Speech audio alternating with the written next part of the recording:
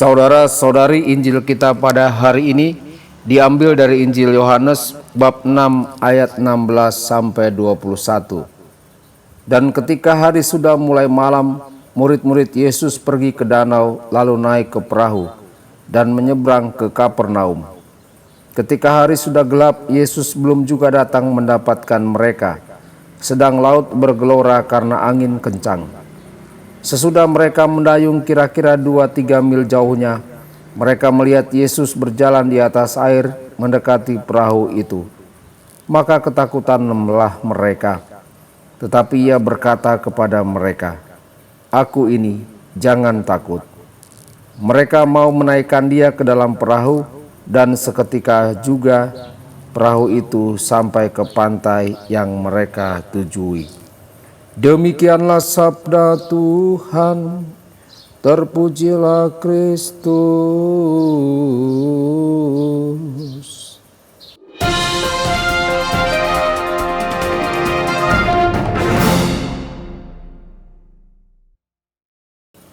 Saudara dan saudari terkasih, jumpa lagi dengan saya Romo Tedens dalam saluran Warta Kabar Sukacita. Semoga Anda semua dimanapun berada dalam keadaan sehat dan berbahagia. Saudara-saudari, setelah memberi makan 5.000 orang, Injil Matius menyampaikan kepada kita bahwa Yesus meminta para muridnya naik ke perahu dan mendahuluinya ke seberang. Yesus ingin menyendiri untuk berdoa. Saudara-saudari, meskipun Yohanes meninggalkan perincian ini, masuk akallah bahwa para murid akan naik ke perahu hanya jika Yesus bersikeras memberitahu mereka bahwa Dia bermaksud untuk berdoa. Para murid telah melihat kebiasaan Yesus yang sama sebelumnya, yakni berdoa. Yesus sering bangun pagi untuk berdoa kepada Bapanya, bahkan semalam-malaman. Yesus adalah saksi yang luar biasa bagi mereka dan bagi kita. Saudara-saudari, betapapun sibuknya pelayanan kita, betapapun orang banyak membutuhkan kita, tidak peduli apa yang dikatakan rekan kerja kita, kita haruslah menyediakan waktu untuk berdoa. Biarlah orang-orang yang sibuk dengan aktivitas dan yang membayangkan bahwa mereka mampu mengguncang dunia dengan karya lahiriah lainnya berhenti dan merenung sejenak. Saudara-saudari, Yesus berdoa hingga larut malam, meninggalkan para rasul dalam kegelapan, di dalam perahu yang terombang-ambing oleh gelombang laut. Tentu saja Yesus tahu keadaan mereka. Mengapa Yesus menunggu sampai jam 3 malam untuk menyatakan kehadirannya?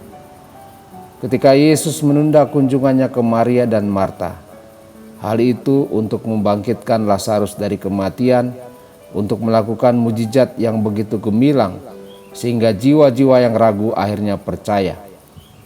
Ketika wanita yang mengalami pendarahan menyentuh jubahnya, Yesus berkata kepadanya, "Anakku, imanmu telah menyelamatkanmu." Saudara-saudari, para murid dalam Injil hari ini belum mengerti tentang peristiwa roti itu. Sebaliknya hati mereka mengeras. Iman mereka membutuhkan suntikan penguat. Yesus membuatnya sangat jelas bahwa Dia adalah penguasa lautan, dan melalui Dia secara dramatis membawa para murid ke tempat aman. Iman mereka kepadanya akan diperkuat. Dalam kegelapan kita sendiri, kita dapat yakin bahwa Yesus mengetahui penderitaan kita, bahwa waktunya tepat dan Dia hanya mencari kebaikan kita. Tidak ada yang menikmati kegelapan, tetapi penderitaan ringan sesaat ini menghasilkan bagi kita kemuliaan abadi yang melebihi segalanya, karena kita tidak melihat pada apa yang terlihat, tetapi pada apa yang tidak terlihat, karena yang kelihatan adalah sementara, tetapi yang tidak kelihatan adalah kekal. Saudara-saudari, Alkitab memuat lebih dari 140 nasihat untuk tidak takut. 40 diantaranya ada dalam Perjanjian Baru. Murid-murid Yesus ketakutan. Yesus tahu hati kita juga cemas saat badai muncul untuk mengganggu kedamaian kita. Kita bergumul dengan emosi yang kuat seperti kemarahan, kecemburuan, dan kesepian. Dalam situasi ini, Yesus mendekati kita dengan kata-kata, "Ini aku, jangan takut." Dan mereka ingin membawanya ke perahu. Kita juga ingin berpegang teguh pada Yesus dalam badai dan meletakkan masalah kita di kakinya. Ketika kita melakukannya, Yesus menenangkan hati kita yang cemas. Hati kita menjadi tenang dan damai. Tuhan Yesus memberkati dan menyertai Anda semua.